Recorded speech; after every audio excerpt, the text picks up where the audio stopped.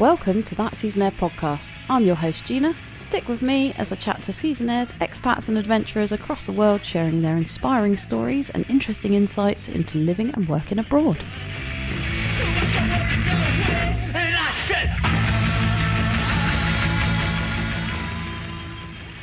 On today's show, I catch up with seasonaire turned entrepreneur, the incredible Sarah Muir. Yeah, we bought a transit van for £350, duct taped it together because the doors didn't work properly, put all of our life into it, drove 19 hours from France. Nazaré, the big wave, was actually, it was a couple of days after the record-breaking swell. And we drove straight there, and I just kind of stood there looking at this huge wave in this brand new country thinking, all right, this is it then. It's happening. This is it, yeah. Tune in as we hear how Sarah's holiday turned into the first of many seasons in Morzine. We hear how season life led Sarah to full-time residency in Portugal. And stick with us right to the end of the show as we hear the twists and turns of Sarah's career and how she went from hairdressing all the way through to creating her own sun protection brand, Palm & Pine Skincare. Here's the show. Sarah Muir, welcome to the show. How are you doing? Very well, thank you. Thanks for having me. It's a pleasure. Pleasure to finally have a chat with you. You were nominated on episode 4 with John Weaver. Tell us a little bit about yourself. Where are you originally from and what's your current situation? So I was brought up in the northeast of Scotland, and then I started doing seasons in my early 20s in Morzine, and then I had a stint working in the south of France and then in Geneva, and then I came to Lisbon in 2017. And I've been here ever since. So it's 5 years I've been here. And currently I am working on my sunscreen brand that I launched last year, Palm & Pine Skincare. Awesome.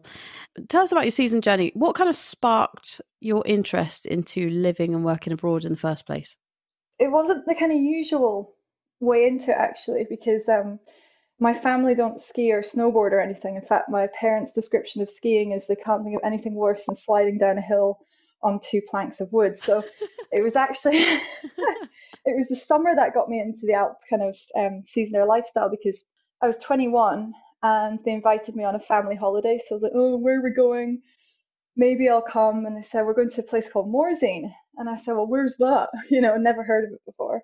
And it was to go see the Tour de France. I think this was like early 2000s, anyway, 2003, maybe, I can't remember. But so I went there on holiday, absolutely fell in love with it. I was kind of at a bit of a junction in my early 20s. My life could have kind of gone one of two ways. I was a hairdresser actually at the time. Oh, really?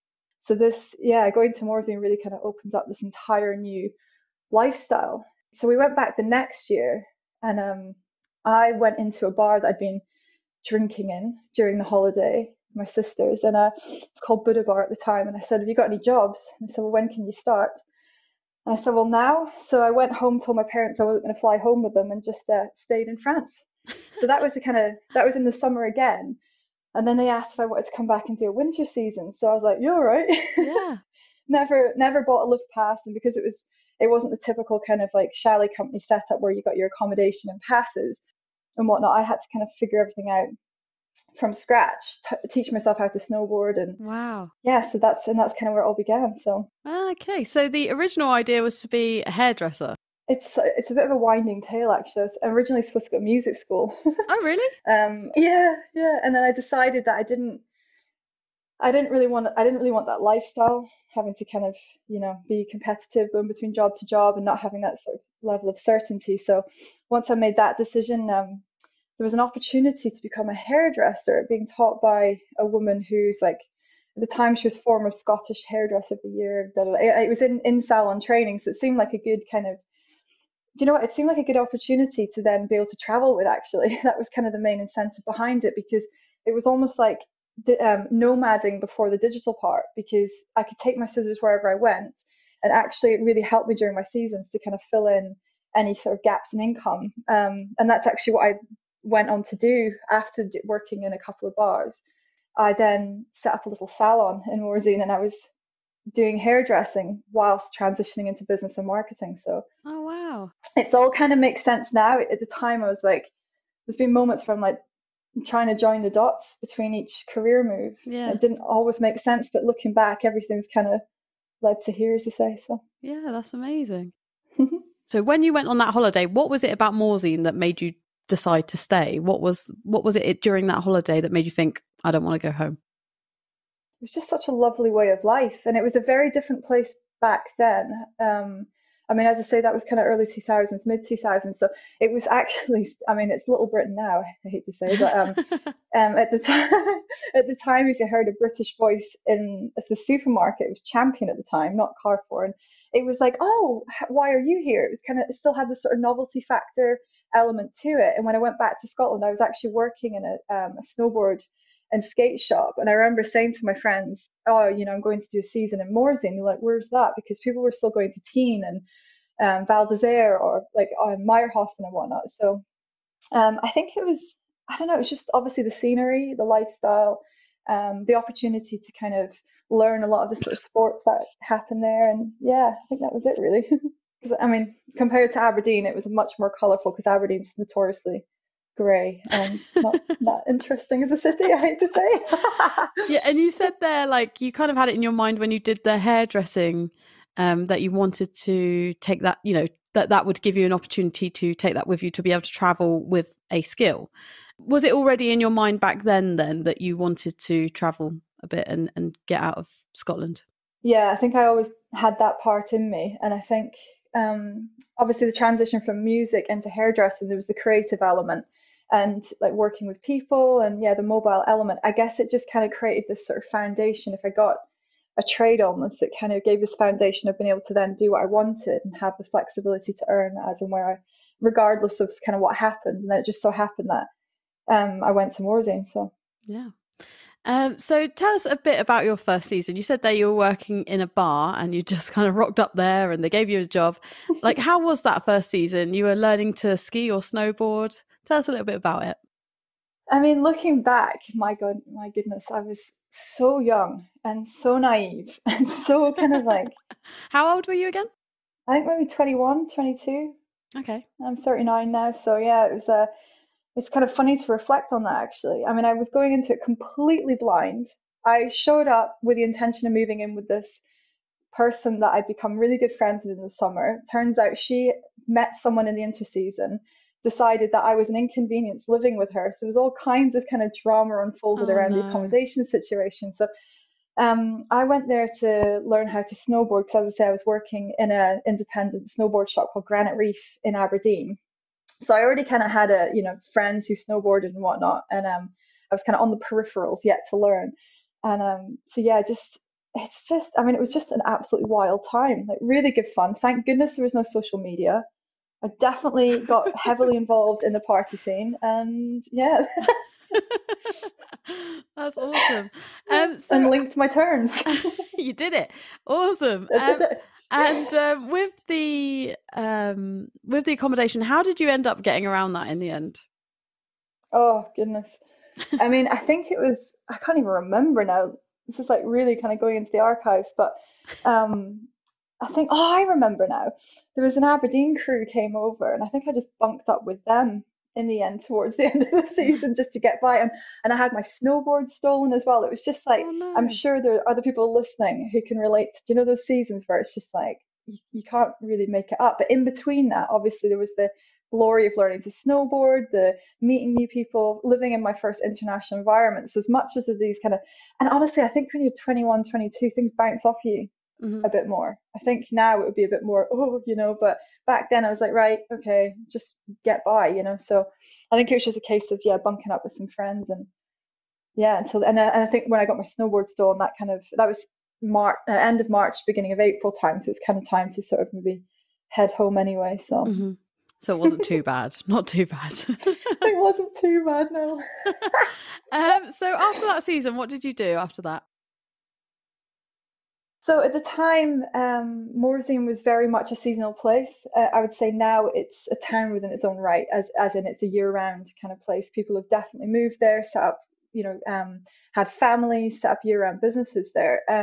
Everyone very much went home in the interseasons. So I went back, and it was really just kind of ramping up to then go out again. Because once I went home, obviously it was a huge kind of reflection on who I'd become after the season, and therefore how much I didn't want to be back home, how much I wanted to be kind of out there doing it again. So yeah, I think I went back the following summer. I did another winter.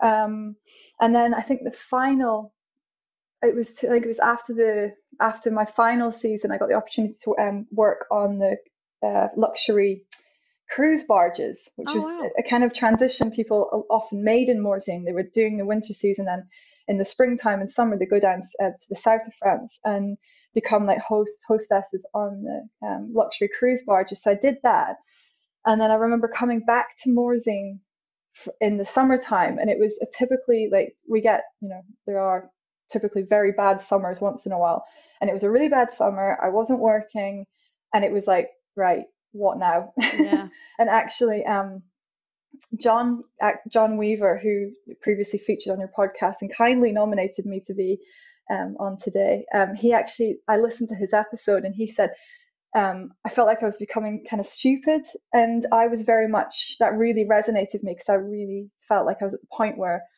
I started to question, is this it? Yeah. I can't continue to live this hedonistic lifestyle.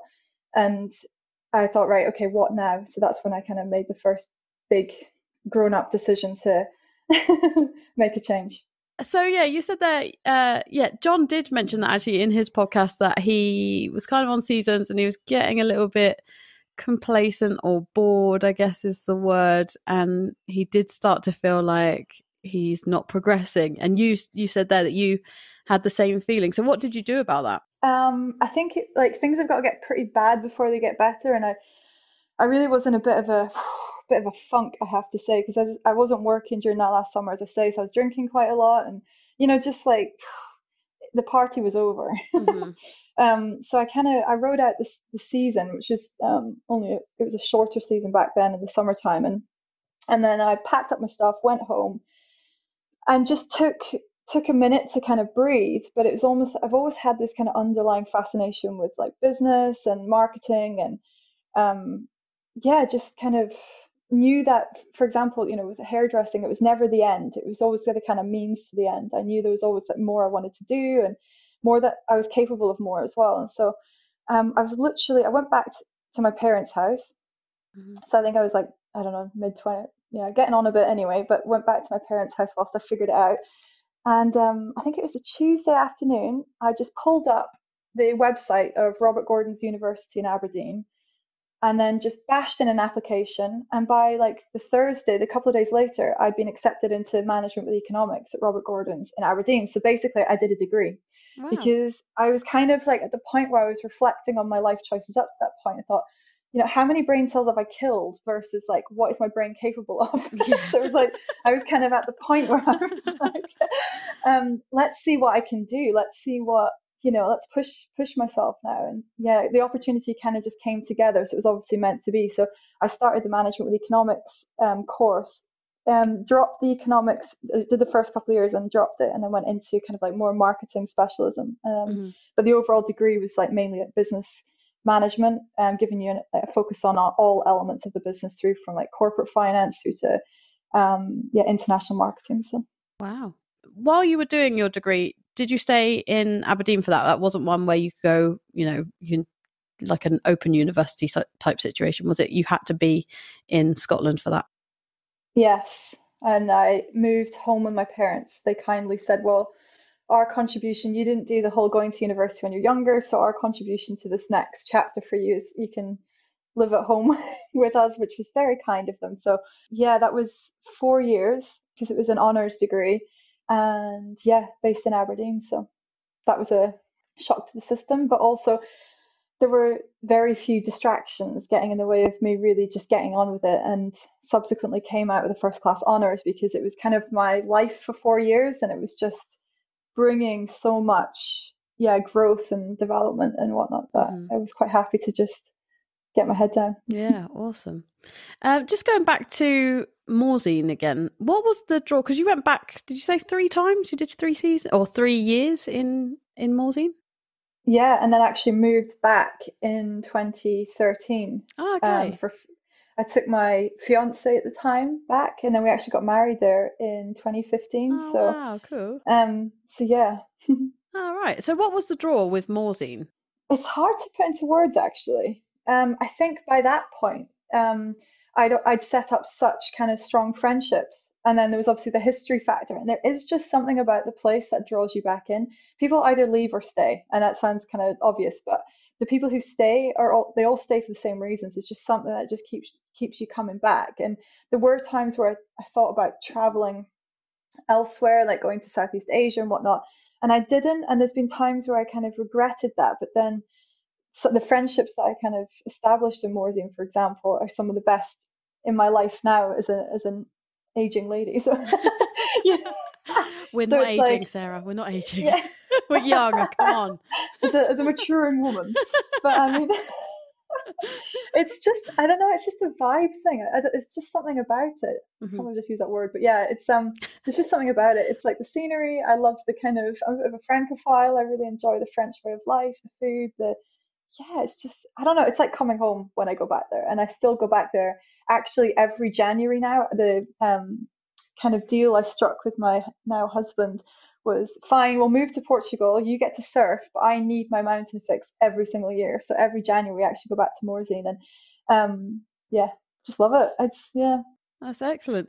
You mentioned as well that you were perhaps going to do the boat thing, was it? No, it's like it sounds. And I can understand it as well when I first heard about it, but it was a really good way of earning money in between the seasons. And it was like luxury cruise barges, so they're like canal boats. Oh, And wow. I went down, yeah, and it's like just wealthy Americans and Australians and whatnot coming over to see the south of France, travel through the wine countries, having a very luxurious time. And my role on the boat was to host them. So everything from doing speeches about the wine before dinner, introducing the cheeses, and just, yeah, making their life luxurious whilst on board. So Oh, wow. yeah, Interesting. I never heard of it on barges before. I've heard of it on like yeah.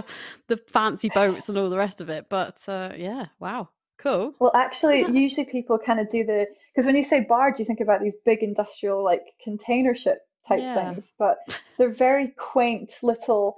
It was funny because it took us so long to get, I mean, it took a week. It was a week trip between like Avignon down to Cap d'Agde on the south coast. And then I remember I had to take the company car back one day, back up to the starting point, and it took me about an hour to drive it. But during the trip, it's just a very leisurely thing. So, and then often people would do the qualification, like the safety thing, to then go on and do the luxury yachts, private yachts after that. But I decided not to do that at the time because, yeah, Yeah. had So enough. you'd had enough, and I had enough. you felt like your brain was kind of going. Yeah, So you didn't. needed something new. Where did your story go after that? So did the degree, and during the process of doing the degree, I'm not really sure if I had a kind of like end goal as such. I think at that point um, I think I started to kind of like experiment with my like entrepreneurial side and start to feel like I was perhaps kind of going to end up doing a project of my own rather than working in like a corporate environment. And it being Aberdeen, the biggest industry there is oil and gas. And I knew I didn't want to work in that because, yeah, it just didn't interest me whatsoever. So I knew at that point I was actually doing a lot of mountain biking at the time, downhill mountain biking. And so I actually, in going to the races, recognized that there weren't that many women racing, and thought, okay, what's going on that women are kind of not getting into the sport, and then kind of going on to do the nationals and then international races.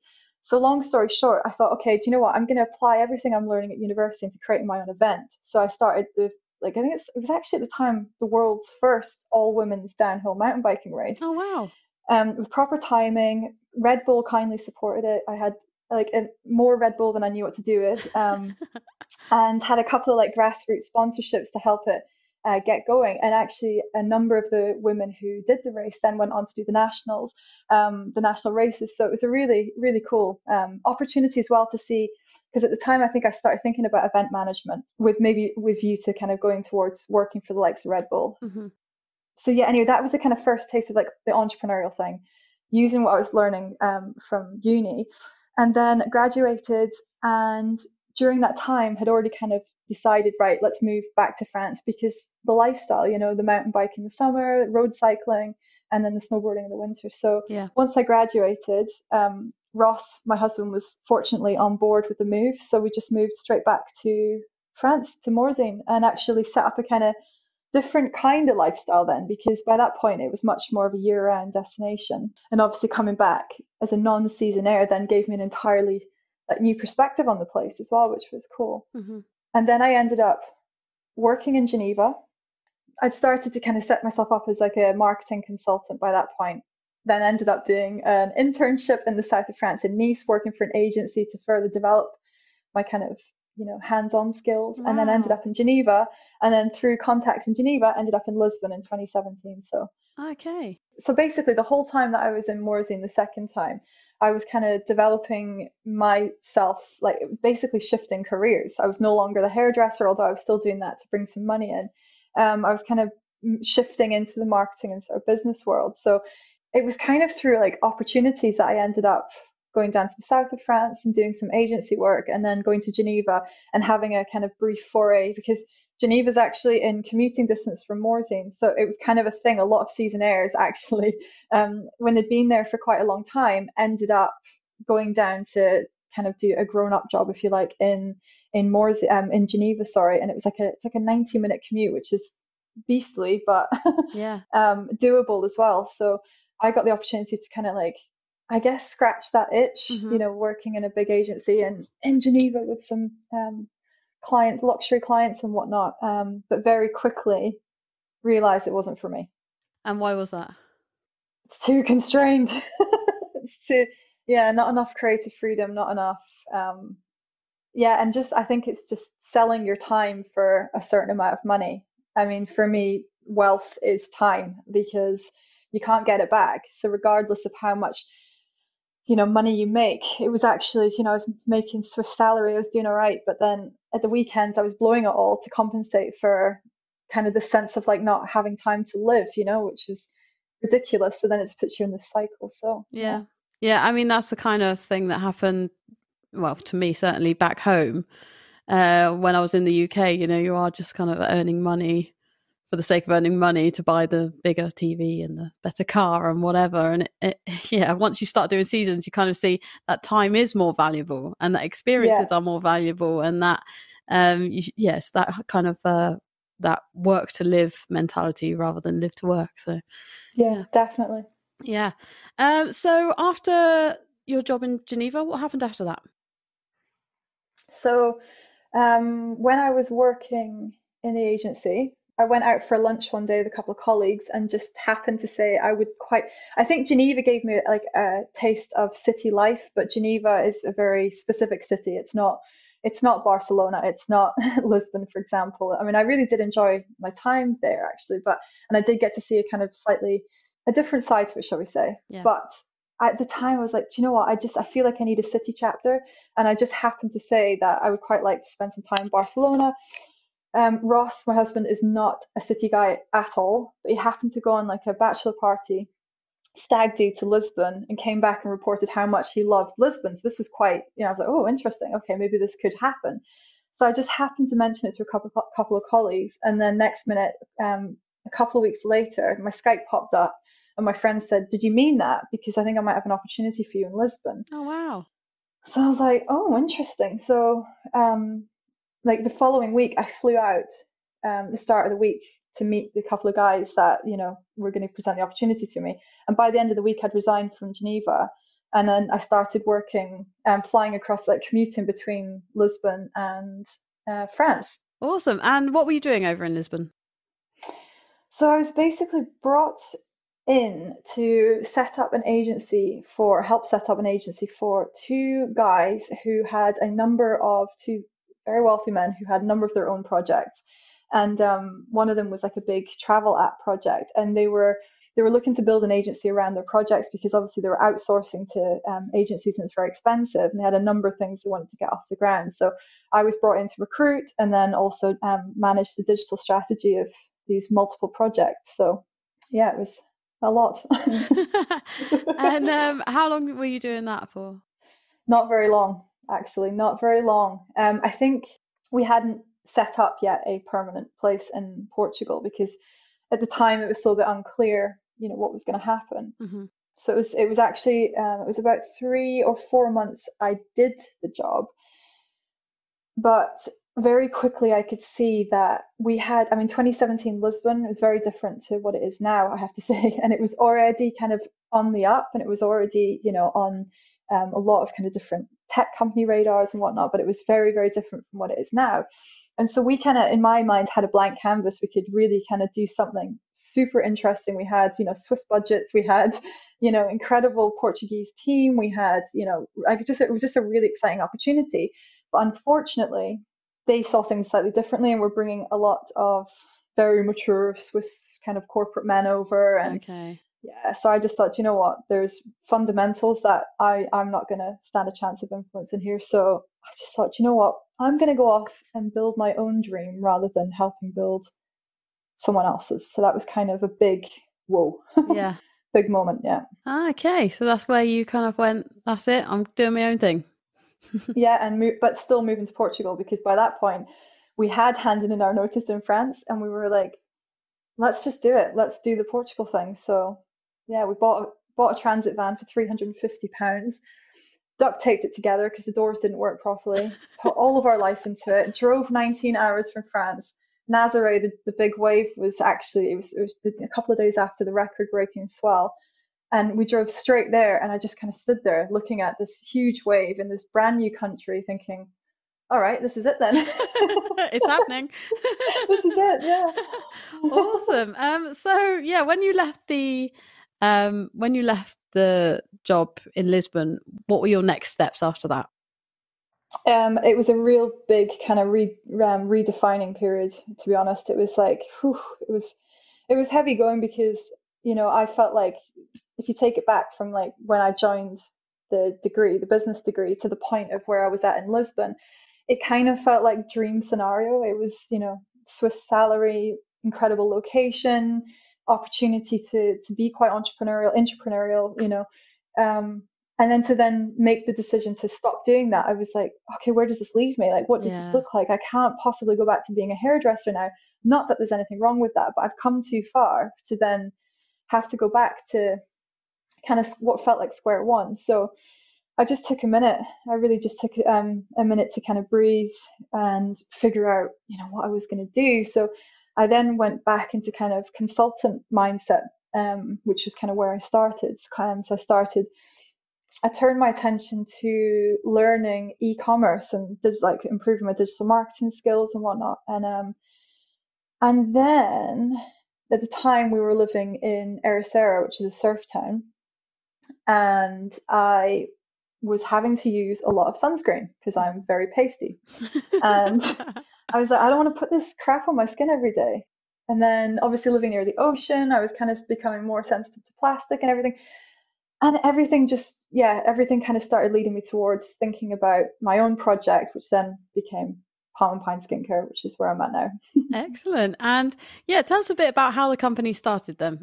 We have hundreds of days of sunshine here in Portugal, which is wonderful, but it's not great for your skin, especially when you're not of the place. So obviously my skin is just not used to it. And then actually Ross kind of, I mean, I was pretty fortunate to grow up in a family that we were quite organic, natural products and whatnot. But Ross on his own kind of found out how kind of toxic some of the chemicals are in sunscreen and whatnot. So he actually started cooking it up himself in the kitchen. Really? After a couple of Google searches, which I wouldn't recommend. He then started testing it on me on the beach.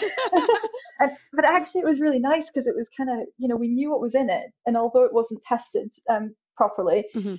it was kind of, okay, this is definitely a nicer alternative. So I just started, as I said, I was working in e-commerce at the time. I had a couple of websites selling random stuff, and I was doing some consultation as well. But then I started just looking around and speaking to friends, like, what sunscreen do you use? What do you like? What don't you like? And what I noticed in our surf friends, they were getting a lot of the products from like Australia and America. And then for me, with the natural sunscreens for just kind of daily use, there was no brands that I really connected to, nothing that I really liked. And every product I used was either not very nice to use, or it was just a bit too hippy dippy for me, dare I say, in terms of the branding, versus then you had your like pharmacy kind of products. So basically after a bit of research, could start to see there could be an opportunity here. So yeah, so you went for it. Went for it.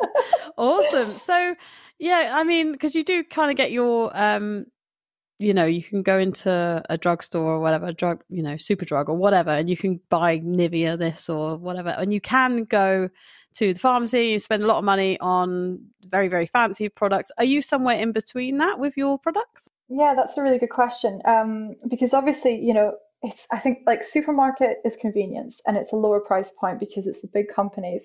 And the thing that I've kind of wanted to stay true to from the start is like, I'm not here to demonize anything. Like if it was inherently unsafe, it wouldn't be on the shelves to use. Yeah. But for sure, there is more certainty in terms of the benefits of certain UV filters versus the potential concerns with others. And where there's any doubt, I know where I would rather put my money.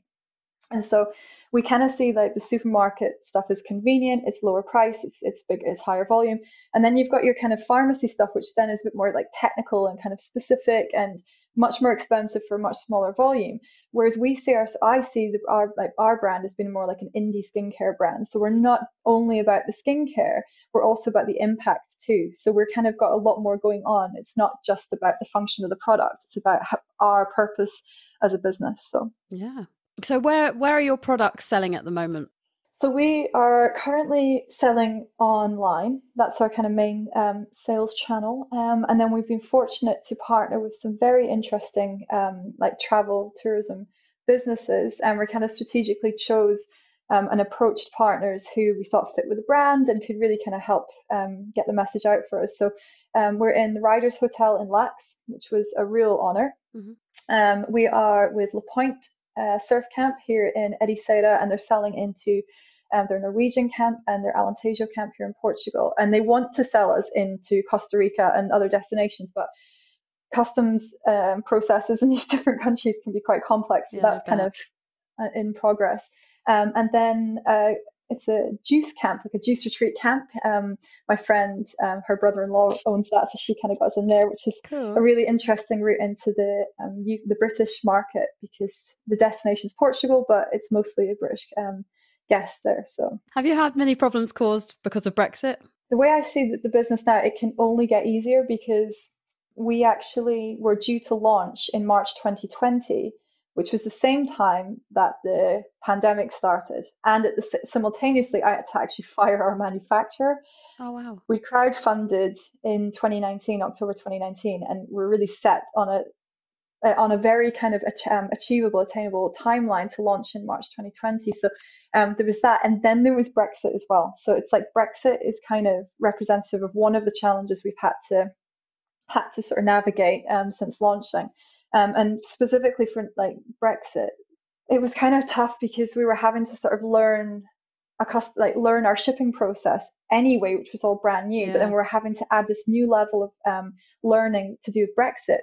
At the same time, CTT, the National Postal Service we use here in Portugal, were having to learn on their feet as well, in real time. And then so they were developing the online system. So yeah, it caused all kinds of hell. It's a nightmare situation, to be honest. Yeah. And fortunately, we've got the customs process. We actually haven't had, I'd say, any issues, to be honest, which has been great, because I spent a lot of time speaking with people, finding out how we could avoid having any costs, passed on to the end customer when it comes into the UK and whatnot. But yeah, it was terrible for small businesses everywhere. So don't get me on the Brexit rant. Okay, all right, we'll stay away from that one. Yeah. I try not to go too much into it on the podcast, because I know pretty much everyone that comes on the podcast feels very strongly about it. Yeah, so. Well, this is the thing, it doesn't represent, who we are. So yeah. So tell us about your products. What different products do you have with Palm and Pine Skincare? Because that's the name of the product. That is the name of your company. I want to put that out there. Palm and Pine Skincare. What products do you have available? So we launched with 2 products. The idea for it was kind of first initially centered around a surf sink. And what we noticed was in Europe, there wasn't really a kind of nice, lightly tinted version that you had in Australia, coming from Australia, for example. So we knew that we didn't want to be white or kind of gaudy colors, because you can't achieve that with natural ingredients. And so that was the first product that we designed. And then the SPF 30, which is a daily kind of lotion. Yeah, so it's the two core products right now. We're desperate to launch a third product, but obviously we're bootstrapping the business beyond the crowdfunding. We've just been putting money in ourselves, and until you've got that constant revenue stream coming in, you're kind of limited for what you can do. So people keep asking us, when are you going to launch another product? And I'm like, trust me, it's like we're ready to go, but yeah, it's really challenging, because the biggest challenge we've had is with the SPF 30. I mean, it's just an inherently like complex product anyway, because zinc oxide, it's a very, very challenging ingredient to work with, and so it immediately limits the number of formulators in the world who can actually do it. And then issues can arise even after testing. So we're kind of constantly between this, like making the product functional, usable, pleasant to use, but then also staying true to our plastic-free mission. Yeah. So I've really, number one, chosen the hardest product in terms of like cosmetic to develop, and then given myself the extra challenge of trying to keep away from plastic. So what's amazing is we've had so much incredible feedback, and we've had some, like, all of the honest feedback as well, and it's great because nothing was kind of what we didn't already know. Yeah. We've already reformulated the SPF 30, and then we're actually going to be launching a new packaging solution as well, which I'm super excited about. Oh, cool. But yeah, the challenges kind of, I think, will always be there, because you have to, when you're making claims of protecting people's skin as well, everything is just much more complicated. But yeah. Excellent. And you said there you've got new packaging coming out. Do you want to tell us a little bit about that? The idea is I developed this product and packaging in 2019. And what was available at the time to kind of be plastic free was different to what's available now. And it continues to evolve, which is such a positive sign. And the supplier I use and their competitors, you can see there's a shift in focus towards sustainable packaging across the board. Even the big brands are looking at how they can not necessarily go to the extreme that we have of being plastic free, but are looking at how to minimize their plastic use. So I think that is a really positive signal, because plastic free in life is an unattainable goal, and we're very realistic about that. But where you can make substitutions, that done on a macro scale, for us, our mission is to just start the conversation and just give people a chance to consider what they're consuming, what it's packaged in, and if they could make a switch where possible. Yeah, perfect. So what's next for the company? Obviously, there you said you've got your new packaging coming out. You're going to look at doing other products. So what's next in the next kind of 6 months to a year for you guys? Well, I'm preparing right now to do a fundraising round, which is big and scary, but actually feels like it's absolutely the right time, because we've kind of got enough proof that people want it and that we can grow this thing, and there's a lot of untapped opportunity still. So that's the kind of big job I've got right now. I'm actually then moving manufacturing from the EU into the UK. Okay. Basically because our biggest customer base right now is the UK and the US. And it's just going to simplify things, and it's going to give me kind of additional support with like product development. It's going to take a lot of the stress off my shoulders as well. So that's the two kind of big things. And with them, I'm going to be developing an after sun skin recovery product, and then changing the packaging, and just kind of scaling the business, getting out to as many people as possible, and then at the same time. So that's the kind of like business focused stuff. It's time for us, I'm going to have more time, hopefully, to focus on setting up like the impact side of the business. So we're actually going to be working with a consultant to help us achieve B Corp certification, all going well. It's a beast of a task. It's really, really quite rightly so, complicated process. And I found someone who's going to help us with that. At the same time, I've selected a charity partner. So we're going to kick that off as well. Their mission is to be real about plastic, basically. It's quite interesting. So I mean, planting trees, planting seagrass is all very nice, but I think for me the core of what we're trying to do is address plastic pollution.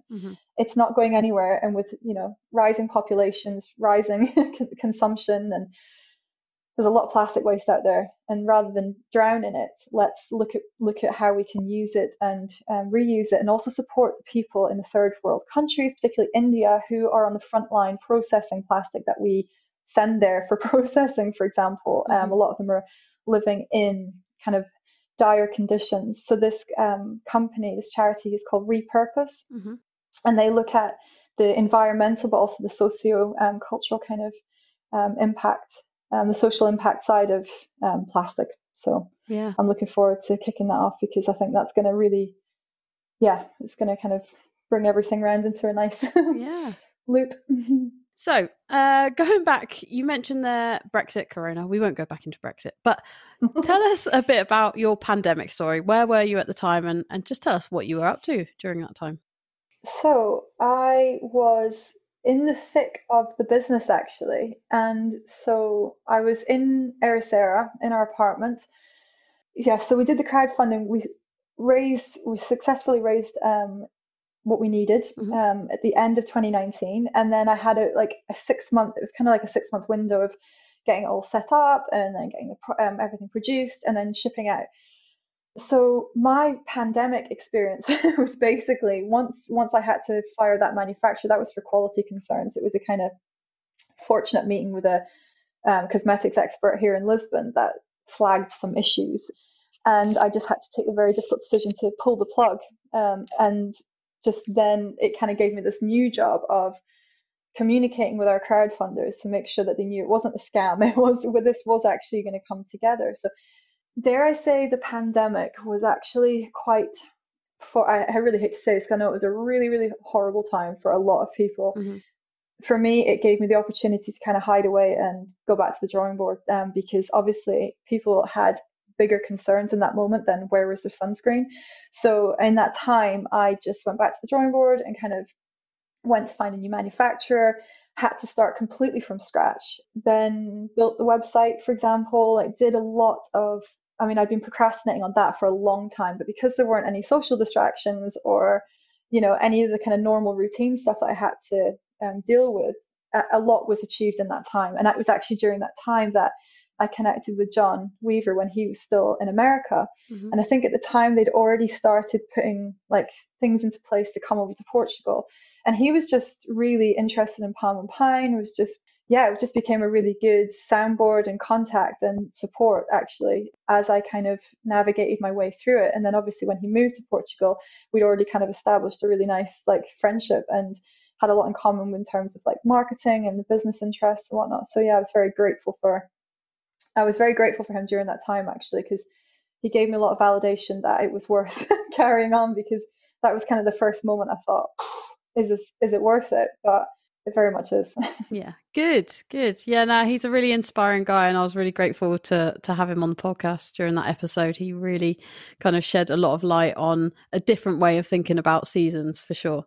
So yeah. Really inspiring guy. With lots going on as well. Yeah, always. Always. So I'm going to move on to questions now, I think. I'm going to move on to the questions that I kind of ask everyone.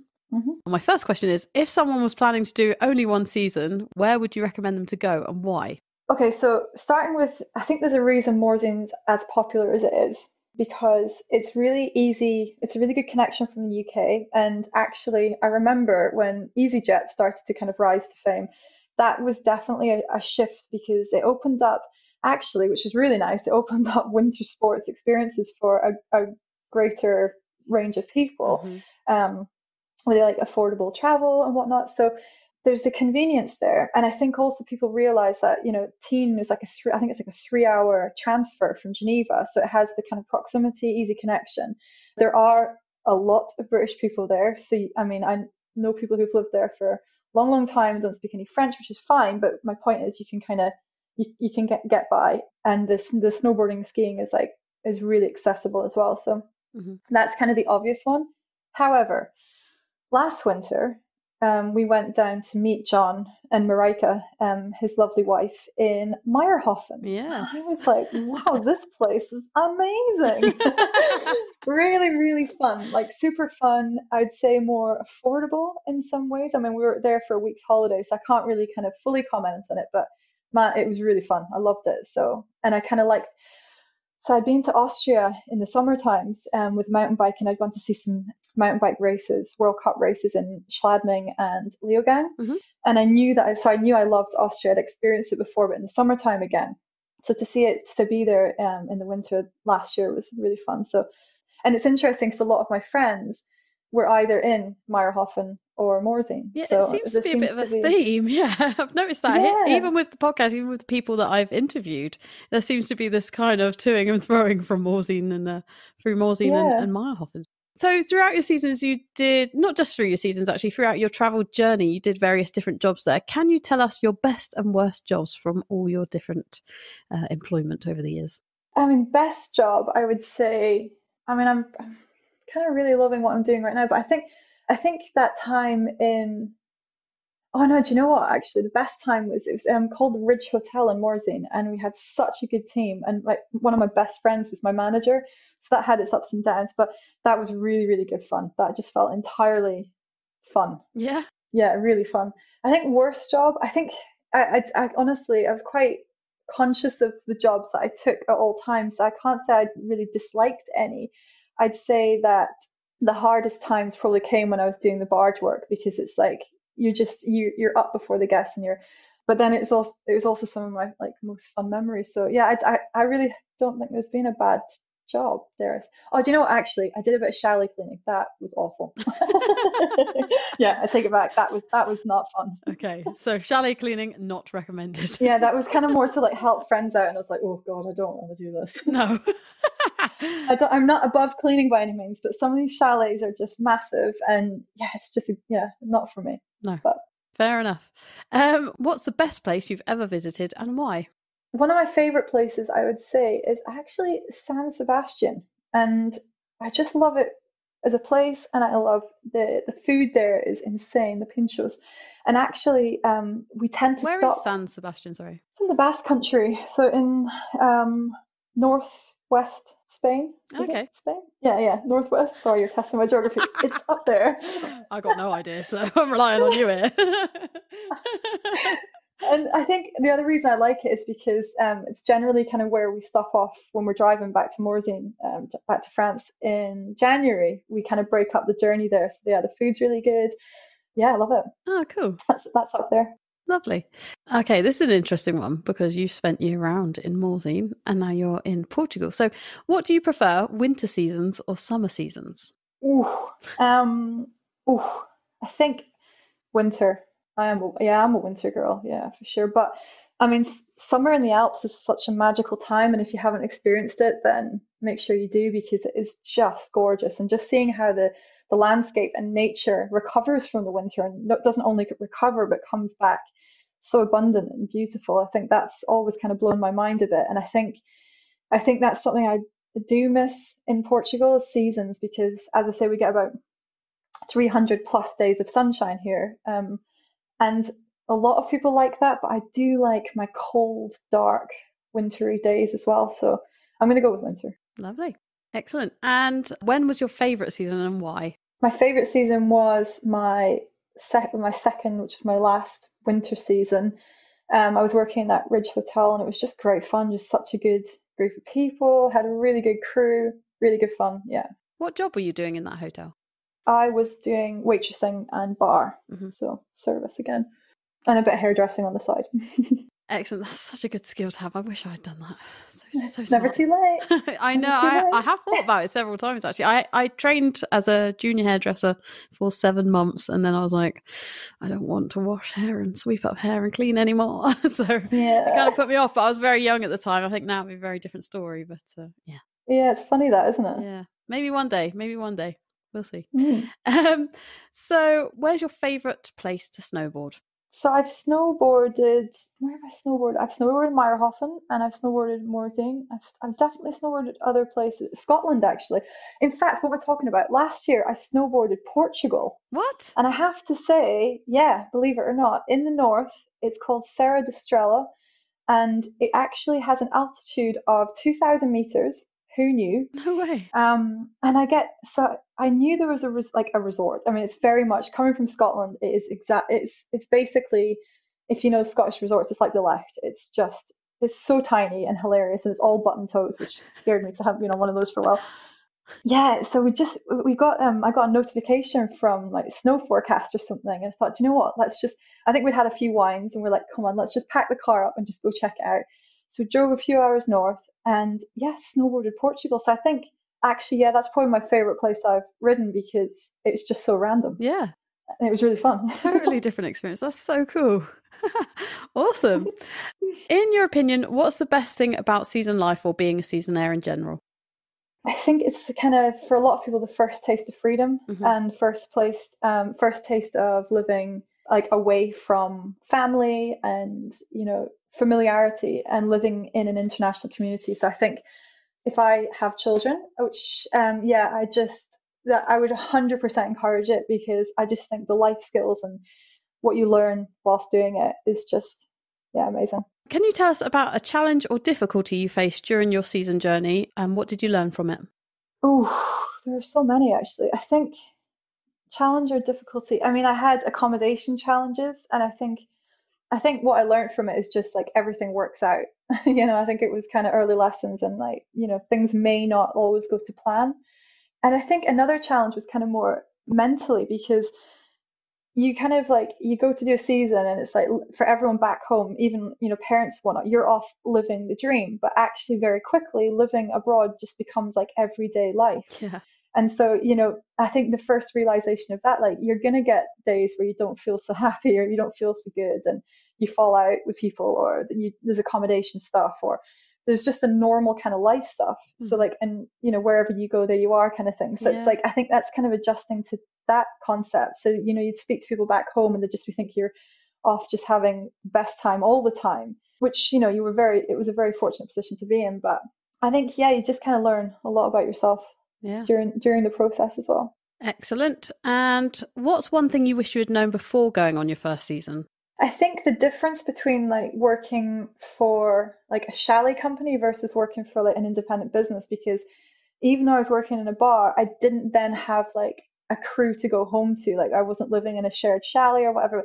But then I say that I don't think I would have liked that, to be honest, because I'm not really into sharing bathrooms. But so I think it's just be aware of, it's easier to, you know, kind of, if you're working for like a chalet company, for example, you've already got a kind of group of friends and colleagues and whatnot. So just, I think it's like be aware of the job that you take on will then kind of determine your lifestyle when you're there. So, you know, think about that first. Are there any opportunities or unlikely stories or memorable stories that stand out to you that you wouldn't have had if you hadn't have left to go and work a season in the first place? I don't want to kind of like skirt out of being specific, but like my entire life, I think, you know, I think the minute I took that huge plunge to start with showed me that I kind of define my own limits. And that really has then determined my mindset for the rest of my life. You know, it's like taking that first leap at 21 kind of showed me what I was capable of. And then I think in terms of, that's the opportunity it gave me, was just that kind of understanding that, you know, I can, it sounds cliche, but I always kind of say to people, design a life that you love. You know, if we're privileged enough to be able to kind of do that, then, you know, and I think that kind of gave me a sort of early taster of that. I can create my own opportunities. Definitely. Throughout your travels, which place feels most like home to you? Morzine. Has to be said. Yeah. I mean, I've just spent so much time there and I've got such good friends there, and a lot of my friends have had families there. So when we go back, we've got loads of like kiddies and stuff that know us as like, you know, Auntie Sarah and Uncle Ross. And it's just, cool. It's really nice. Yeah. Familiar. Excellent. When you're away, what's the thing you miss most about your home country? Family. Simple as that. Family, really not much else. I mean, being from Scotland, everyone's pretty, I don't know, it's like pretty nice, and it's like you get a bit of banter going and there's a bit more kind of like daily sort of exchanges with people and whatnot, I think. But then I go back and I hate the fact that I can understand everything everyone's saying. To be honest, it's like, I think because Morzine is where I sort of basically kind of grew up. I had my sort of formative years there. Home for me, actually, when I think about it, is actually that seems to be my kind of like my sort of touchdown. That's where I kind of feel home, if you like. And then Portugal's now kind of my new destination. But when it comes to thinking about home, it's for sure it's family. It's I really, really miss family. Yes, family. That is a good one. We usually get things like biscuits and crisps and things like that. So, family is definitely a Come on, worthwhile one. Trust me to go so deep. It's probably the right answer, Sarah, to be honest. I miss fish and chips. I do that. I do actually. It's usually the first thing I have when I go back. It's just the fish and chips, and I feel sick and like think that's enough for 1 year. Yeah, that'll do for now. Totally understand. Yeah. Okay, and this is a question that I actually stole from John Weaver. If you could go back and give your younger self one piece of advice, what would it be? Do I have to limit it to one? No, we'll take anything. I mean, I think the first thing that comes to mind is care less. Like, care less about stuff that does not matter. And there's actually a really good like framing of this. I can't remember where I've seen it, but it's like, will this matter in 5 years' time? Will this matter in 1 year's time? And like, it's just some of the stuff that I used to kind of worry about, mostly kind of social stuff, or usually like too much drink involved or whatever, just nonsense. I think care less about the things that don't matter. And then also just really just like time flies, time will fly. So make the best of, like, throw yourself into every moment kind of thing. Don't just sit back and just throw yourself into every moment, because time's gonna fly. Yeah, for sure. On the topic of advice, what's the best piece of advice you've ever been given, and what's the worst piece of advice you've ever been given? The best piece of advice actually was with Palm and Pine, and it was a friend that I was sort of saying, oh no, I'm going to wait until this is done. I'm going to wait until this. And she said, just start. So I think with anything in life, and this is definitely something I've learned through Palm and Pine, like, just start and figure out as you go, because you can't be prepared for everything. And actually lessons come from experience. So once you start, you're then going to learn so much about yourself, what needs to be done. It's like an evolving process in everything in life. I think learning snowboarding, like, through to setting up a business, through to trying to move to a different country or whatever, just start. And the rest you'll figure it out as you go, kind of thing. Yeah, it's great advice. And the worst piece of advice?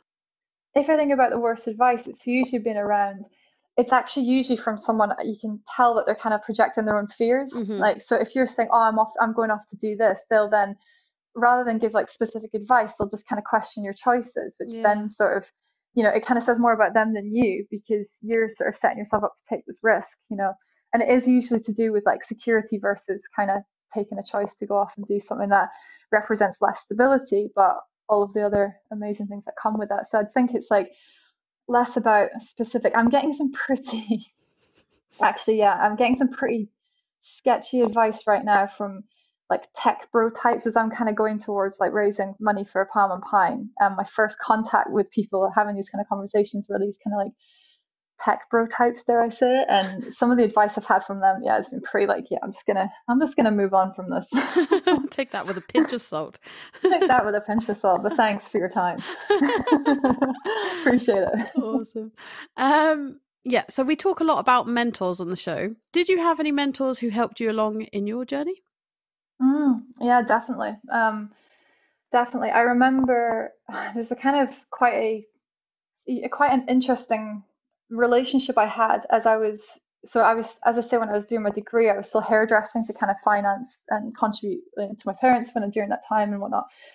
One of my clients, he was like managing director or like senior, not CEO, but of a very large organization, global organization, shall we say. And he was one of my clients, and he'd studied at Harvard, Stanford, and he'd done, various kind of business things. And I just happened to start cutting his hair. And he then became a regular client. And during that time, he became an incredible soundboard for me whilst I was trying to get this, like, first class in business and whatnot. And a lot of the time, he'd leave the salon, and this was in a very small, like, town in the northeast of Scotland. And like, my mind was kind of already elsewhere. And it's funny, he'd leave the salon and the other girls would be like, what the hell were you just talking about? We couldn't understand anything you were speaking about. And it's like, he was just kind of like, he sort of got what I was trying to do, and he kind of helped my mindset during the sort of degree process. So he was definitely an important person. And then from that, it's actually recently, I've started to connect with people who have kind of done what I'm trying to do. And they're offering like advice on how to kind of take the next steps for the business and whatnot. So fantastic. Next question is, do you have any quotes or sayings that you live by? Yeah, I do actually. I've kind of got like a kind of philosophical one, and then kind of one that I sort of apply to what I'm doing now. And the first one, it was actually the end of a snowboard movie many, many years ago. And it was a Goeth, is it Goeth? I can't Goeth. It's a quote that says, none are so hopelessly enslaved as those who falsely believe they are free. And what I take from that is, you know, we kind of strive for freedom, like when we're doing our seasons and whatnot. Like we want to just snowboard when we want, party when we want, do all of the things. But actually, freedom, as we define it, can very quickly shift into feeling lost and actually, you know, not really knowing what we're doing with our life or what direction we're going to take. So I remember seeing that. I can't remember what movie, like what snowboard movie it was at the end of, but or start. But I just remember being like very young and seeing that and thinking, yeah, that makes a lot of sense, and that's kind of stuck with me. Mm-hmm. And then from a more kind of practical standpoint, it's a guy called Scott Belsky, and I actually he's got a book called The Messy Middle, which is kind of a bit of a business Bible for me, because it talks about once you've had the kind of like shiny beginnings and everyone's excited and enthusiastic about starting a business, when things get messy, mm-hmm. you know, and things are really kind of, and that's kind of where I'm heading into now. It's a really good book. And he says, have strong opinions loosely held. And I love that. So like, yeah, push forward with determination, but be prepared to be challenged and be prepared to change your mind as and when you need to, because otherwise you just put yourself into kind of dead ends or, you know, rigid thinking. So strong opinions loosely held. I love that. So I kind of try to apply that in business and as much as possible. Yeah. Do you have any books? So we're just talking there about books. Do you have any books, movies, podcasts, or publications which you can recommend to our listeners, which helped you on your path? Or can you name something that has inspired you recently? So I love books. I've got tons and tons and tons of books. And yeah, I think and podcast, there's one podcast in particular that I've listened to since, I think it was when I actually was doing my commute to Geneva. It's a publishing company called Founder. They're Foundr. They're from Australia. It's a guy called Nathan Chan who started it. And he basically gets on, you know, like Richard Branson was his first big break. And then he has like loads of different entrepreneurs. And it was interesting, as I was doing my commute to my corporate job in Geneva, listening to this podcast almost confirmed, no, I really want to be doing my own thing, to be honest, because that was really what was inspiring me. So that's the podcast I love. And in terms of books, my goodness, I've got so many, but I think Atomic Habits is a really, really good one. It's really good for kind of organizing your brain, because obviously we're all so stretched between trying to be, you know, we're on all the time. We're trying to like do well with our friends and family, work, and it can create a lot of kind of mental chaos, I think. So Atomic Habits really is quite a good kind of way to sort of structure your thinking and get into kind of positive habits. So yeah, I really like that one. Excellent. And do you have anything that has inspired you recently? There's a couple of like solo female founders in like the skincare space that have kind of grown their business basically with themselves and then kind of bringing in other people, and they've gone on to kind of sell the businesses for, you know, sizable sums. And I guess from it kind of, it gives me sort of aspirational people to kind of take inspiration from. So I think that's from the business side. So this one's a bit of a different question. What is one myth about Seasonaire life that you would like to debunk? I think it's not necessarily debunking a myth, but I think it would just be to like think realistically about the experience. You know, I think there's a perception of it's all parties and all fun and all, you know, I think there's definitely that perception of it. And I think it's preparing for the fact that you're just entering into a different version of life in a different context. And so you're going to get the same challenges from time to time. And I think if people kind of maybe enter into the experience with that, they can take the rough with the smooth better, you know? Yeah, definitely. So now I have to ask my mum's favourite question, Marglenda. What's one thing that you take with you everywhere you travel, or do you have any travel hacks? My toothbrush. That's a good one. Yeah, I mean, I try to do you know what? I don't really take that much, I think. I think that's probably, I try to travel lightly as possible because I think, yeah, I don't like to have too much baggage, literally and figuratively. So, yeah, I think yeah, I travel quite light, and I think that's a pretty good travel hack in itself because it means then you don't have to pay. This is very practical, but very, you don't have to pay excess baggage, and you don't have to kind of like lug a big bag around with you. So I think, yeah, travel light is kind of what I do consistently, or Yeah, try to anyway. perfect. What's the overall biggest lesson learned from living and working abroad? That's a pretty big question, though. Oh, well, I guess that it can be done, Hmm. and that you can create a lifestyle for yourself. But there's then a choice in that. Do you want to integrate into the place where you're moving to, or do you want to create a version of life that kind of sets you into living a kind of expat, for example, lifestyle? So when you arrive somewhere, you kind of have a choice about how your life is going to go, I guess, But I guess the biggest lesson is that it is possible, but you also have to be ready to accept what comes to you in different places, because you are not the place. The place exists before you, and it will exist after you. So for me, my attitude is it's kind of important to slot into how things are in your chosen country rather than try to bring along any sort of preconceptions about how you think things should happen and should, because the more you have that, the more you're going to struggle with the differences. Yeah, That's fantastic advice. Is there anything that seasonal life has brought to your current life? something that I actually really need to try harder with getting back, which is work-life balance. And so living a lifestyle like around kind of sport and enjoying life and whatnot.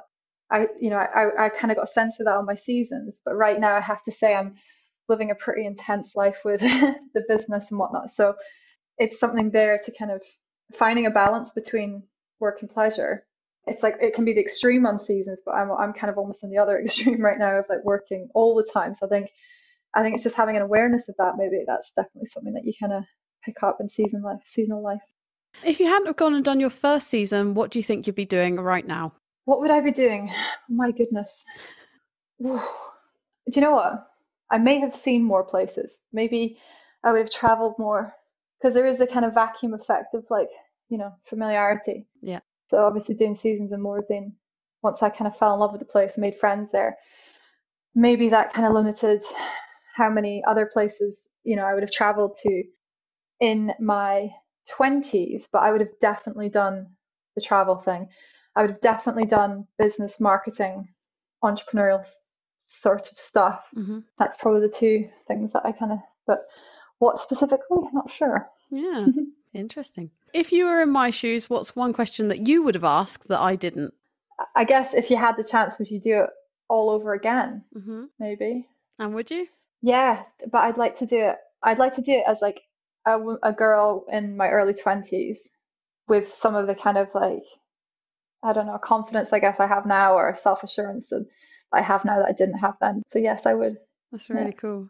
Is there anyone you'd like to nominate to come on the show and have a chat with me? Yeah, I think I'm going to second what John said and say Henry Jackson, because he's just been so helpful. I have to say he's really been like a very important person for us in getting Palm and Pine into the hands of people within the winter scene. And he has boundless energy. I don't know how he manages his travel schedule, and he's married to the beautiful Yuka, and I just think, yeah, he does a lot for the winter scene, and then trying to help people like me coming in, breaking in with like a different kind of product and whatnot. He's really been extremely kind and helpful to us. So yeah, I would definitely say he's my number one.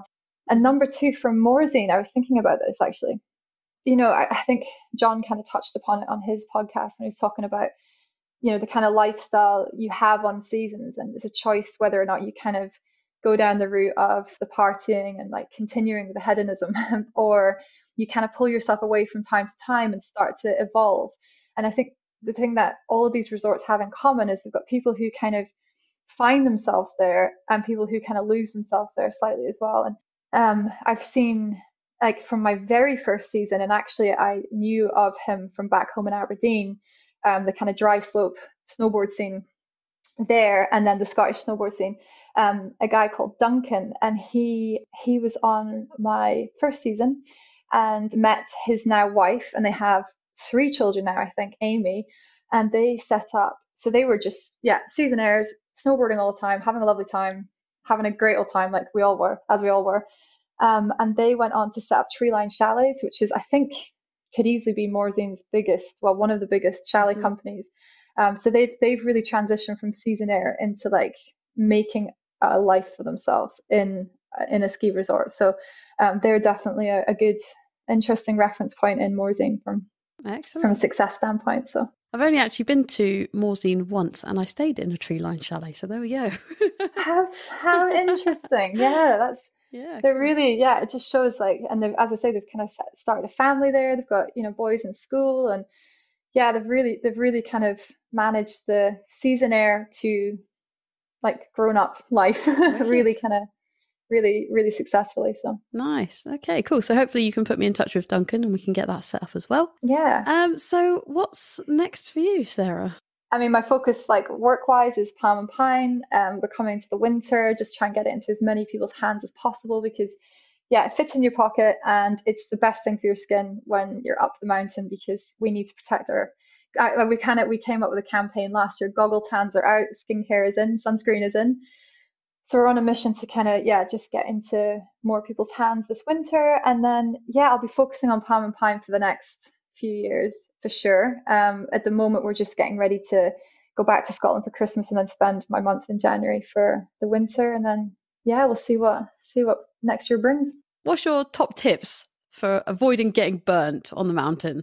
Well, I would just apply it before you go out. Apply like our SPF 30, for example, is a perfect way to start the day. Just put it everywhere. And the good thing about it is because it's fragrance free and it's natural ingredients, it doesn't sting your eyes as well. So if you get a bit sweaty or the snow water kind of gets under your goggles, you're not going to get stinging eyes.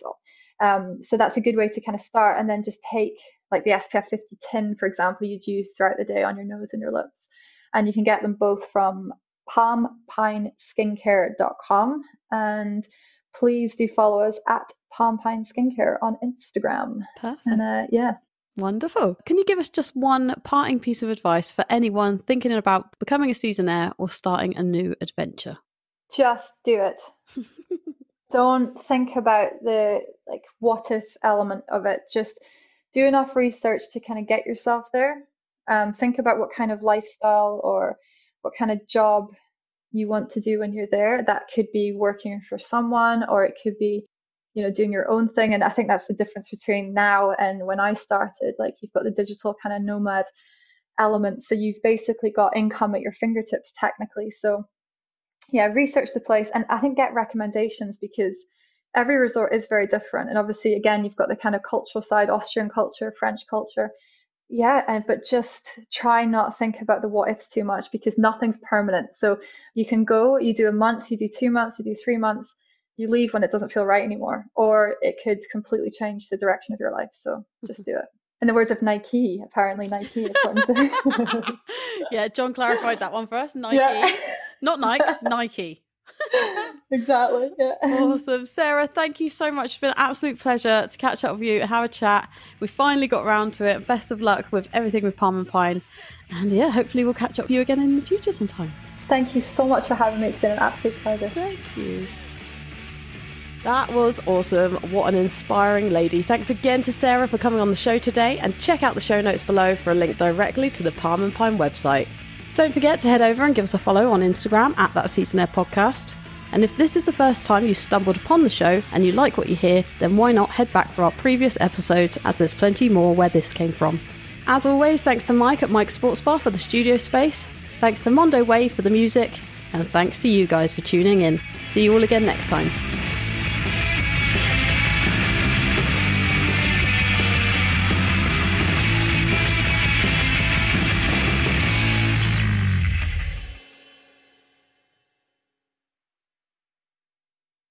Cut that bit out. Cut that bit out. It's fine. Cut this bit out. So, okay, cut that bit out. Okay. Consider it done. Okay, okay, so I'll start again.